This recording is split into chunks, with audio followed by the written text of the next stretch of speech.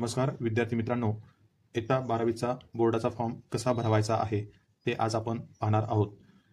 Form हा तुमचा बोर्डाचा अत्यंत महत्त्वाचा असल्यामुळे कुठलीही फॉर्म भरताना चूक होणार नाही याची काळजी घ्यावी. मित्रांनो, सुरुवातीला application for admission to HSC examination of फेब्रुवारी-मार्च 2024 असे लिहायचे आहे आणि जुलै-ऑगस्ट खोडायचं आहे. त्यानंतर तुम्हाला या पद्धतीचा फॉर्म आहे तो कसा भरायचा आपण थोडक्यात मित्रांनो, सुरुवातीला फॉर्ममध्ये आपल्याला इंडेक्स नंबर लिहायचा असतो. इंडेक्स नंबर हा बोर्डाकडून प्रत्येक शाळेला कॉलेजला वेगवेगळा असतो आणि म्हणून आपल्या कॉलेजचा नंबर आहे 150611 असे लिहायचे आहे. त्यानंतर मित्रांनो, UDICE नंबर आपल्याला लिहायचा आहे 270306033230. हा प्रत्येक कॉलेजचा वेगवेगळा असतो. त्यानंतर मित्रांनो, स्टुडंट सरल ID हा 19 अंकांचा नंबर आपल्या LCवर दिलेला असतो. तो तुम्ही LCवरून पाहून व्यवस्थित आपला स्टुडंट सरल ID नंबर लिहायचा आहे. त्यानंतर मित्रांनो, ॲप्लिकेशन सिरियल नंबर इथे आपण आपला रजिस्टर नंबर माहीत नसेल तर आपला रोल नंबर आपण लिहावा. नंतर सेंटर नंबर आपल्या कॉलेजचा 0840 असा लिहायचा आहे. तोही प्रत्येक कॉलेजचा वेगवेगळा असतो. त्यानंतर मित्रांनो, महत्त्वाचं म्हणजे तुमचं नाव, आडनाव आणि वडिलांचं नाव, आईचं नाव लिहिताना काळजीपूर्वक लिहायचे आहे. तुमच्या LCवर दिलेला नाव स्पेलिंग तेच इथे लिहायचे आहे. त्याच्यामध्ये सुरुवातीला आपल्या नावाचं लास्ट नेम म्हणजे सरनेम कॅपिटलमध्ये प्रत्येक बॉक्समध्ये एक एक कॅपिटल अक्षर काढून तो व्यवस्थित लिहायचा आहे.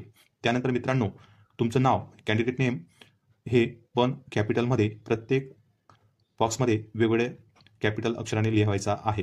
त्यानंतर मित्रांनो, मिडल जस फादर नेम हे या पद्धतीने व्यवस्थित लिहायचे आहे.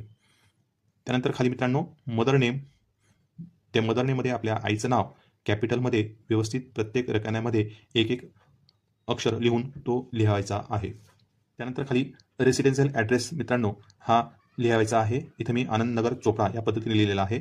पिनकोड मात्र प्रत्येकाला लिहायचा आहे. चोपड्याचा पिनकोड नंबर लिहिला आहे मी मित्रांनो 425107. त्यानंतर मोबाईल नंबर जो की तुमचा कॉन्टॅक्ट करण्यासाठी काही संदर्भामध्ये तुम्हाला बोर्डाकडून किंवा शाळेकडून कॉन्टॅक्ट होण्यासाठी महत्त्वाचा नंबर आहे. तो तुम्ही परमनंट नंबर की जो तुमचा बदलणार नाही असा नंबर किंवा चालू जो मोबाईल नंबर आहे तो तुम्ही इथे लिहायचा आहे. त्यानंतर डेट ऑफ बर्थ ही आपल्या LCवरची डेट ऑफ बर्थ आहे ती लिहायची आहे. सुरुवातीला डेट दिनांक लिहिताना सुरुवातीला डेट, मंथ आणि इयर या पद्धतीने तो लिहायचा आहे. आधार नंबर आधार कार्डवर पाहून तो आपण लिहायचा आहे. त्यानंतर इथे तुम्ही तुमचा फोटो लावायचा आहे, जो अलीकडचा फोटो असायला हवा, जो तुमचा हॉल तिकीटवर येईल. आणि खाली तुमची सिग्नेचर जी तुम्ही नेहमी करणार आहात. जे पेपर लिहिताना आपण पेपरच्या वेळेस तुम्ही प्रत्येक पेपरला जी सिग्नेचर करणार आहात तीच सिग्नेचर इथे पण करावायची आहे. फोटो आणि सिग्नेचर तुमची सही ही तुमच्या हॉल तिकीटवर येणार आहे, म्हणून फोटो आणि सिग्नेचर ही व्यवस्थित ह्या बॉक्समध्ये करावायची आहे मित्रांनो. त्यानंतर मित्रांनो, स्ट्रीम शाखा जी तुमची फॅकल्टी आहे, सायन्स असेल सायन्स, आर्ट्स, कॉमर्स जी असेल ती टिकमार्क करा. सायन्स असेल तर त्याच्या पुढे टिकमार्क करा आणि इथे बॉक्समध्ये 1 लिहा. त्यानंतर आर्ट्स असेल तर इथे 2 लिहा आणि इथे टिकमार्क करा. जेंडर मेल असेल तर मेलवर टिकमार्क करा, फिमेल असेल तर फिमेलवर टिकमार्क करा. मेल असेल तर इथे 1 लिहा, फिमेल असेल तर 2 लिहा. कॅटेगरी आपली जी कॅटेगरी असेल, caste SC, ST, VG, NT, NTC, NTT, OBC, SBC, open, SC, BC किंवा EWS जी असेल तिथे टिकमार्क करून, समजा तुमची OBC असेल तर OBCवर टिकमार्क करून इथे 07 त्याचा क्रमांक तुम्ही लिहायचा आहे. त्यानंतर 12 नंबरवर दिव्यांग दिलेला आहे मित्रांनो. हँडिकॅप जर असाल, अपंग असाल तर इथे 1 to 22 प्रकारचे आपल्याला हँडिकॅपचे प्रकार दिलेले आहेत. ते तुम्हाला फॉर्मच्या शेवटी पाहायला मिळेल. तो नंबर तुम्ही इथे लिहायचा आहे. हँडिकॅप नसेल तर इथे हँडिकॅप म्हणजे आपण अपंग नसतो इथे 00 लिहायचं आहे. नंतर मीडियम ऑफ इन्स्ट्रक्शन याच्यामध्ये तुमची इंग्लिश मीडियम असेल तर आपण इथे इंग्लिश लिहिणार, पण सेमी किंवा आपण मराठी मीडियममध्ये येतो म्हणून इथे 2वर टिकमार्क करून इथे बॉक्समध्ये 2 लिहायचा आहे. त्यानंतर मित्रांनो, टाईप ऑफ कॅन्डिडेट तर तुम्ही फ्रेश आहेत म्हणजे परीक्षेच्या अगोदर तुम्ही 12वी बोर्डाची एक्झाम दिलेली नाही आहे, म्हणून इथे एकवर टिक करून आपण इथे या बॉक्समध्ये 1 लिहायचा आहे. किंवा एखादा विद्यार्थी परत परीक्षा देत असेल 12वीची तर त्याने 2 रिपीटर म्हणून ते 2 वर टिक करून इथे 2 लिहायचं आहे. त्यानंतर तुम्ही रेग्युलर आहात म्हणून इथे टिक करून 1 वर या बॉक्समध्ये 1 नंबर लिहायचा आहे. नंतर टाईप ऑफ कॅन्डिडेटमध्ये एक्सटेंडेड किंवा नॉन एक्सटेंडेडमध्ये तुम्ही नॉन एक्सटेंडेड म्हणजे तुम्ही याच्या अगोदर एक्झाम दिलेली नाही म्हणून इथे 2 लिहायचं आहे.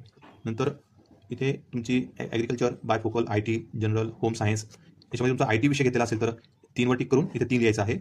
आणि IT नसेल तर इथे जनरलवर टिक करून इथे 4 लिहायचं आहे. त्यानंतर वेदर फॉरेनर, आपण फॉरेनर नाहीत आणि म्हणून इथे नोवर टिक करून इथे 2 नंबर लिहायचा आहे.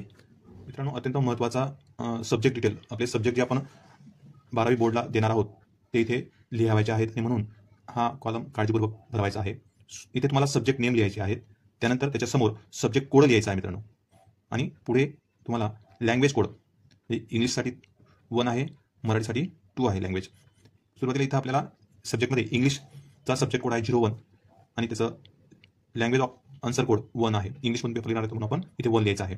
त्यानंतर सेकंड सब्जेक्ट तुमचा मराठी किंवा IT असेल. मराठी असेल तर इथे कोड येईल 02 आणि लँग्वेज कोड त्याचा मराठीत असल्यामुळे 2. मराठी नसेल तर मराठी खोडून मित्रांनो इथं मराठी न लिहिता IT लिहायचं आहे आणि ITचा कोड येईल तुमचा 97 आणि आपण तो इंग्लिशमधून लिहिणार होतो म्हणून त्याचा लँग्वेज कोड येईल 1. नंतर कंपल्सरी सब्जेक्टमध्ये तुमचा फिजिक्स आहे प्रत्येकाचा असेल तर त्याचा कोड 54 लिहायचा आहे सब्जेक्ट कोड आणि लँग्वेज ऑफ आन्सर कोड 1 इंग्लिशमधून लिहिणार म्हणून. नंतर केमिस्ट्री पण चा सब्जेक्ट कोड आहे 52 आणि लँग्वेज ऑफ आन्सर कोड आहे 1. बायोलॉजीचा तुमचा बायोलॉजी असेल तर त्याचा सब्जेक्ट कोड आहे 56 लिहायचा आहे आणि आपण तो इंग्लिशमधून लिहिणार होतो म्हणून त्याचा इथे 1 लिहायचा आहे. नंतर तुमचं मॅथ असेल मॅथमॅटिक्स तर त्याचा सब्जेक्ट कोड 40 लिहायचा आहे आणि तो इंग्लिशमधून लिहिणार म्हणून त्याचा कोड लिहायचा आहे 1.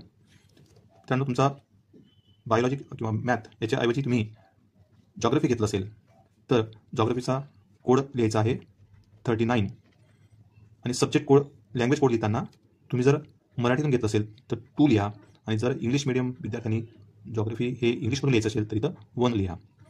डिफेन्स जॉग्राफी न घेता डिफेन्स घेतलेला असेल तर त्याचा सब्जेक्ट कोड मित्रांनो 77. किती मित्रांनो 77 डिफेन्स असेल तर आणि लँग्वेज ऑफ कोड त्याचा 1.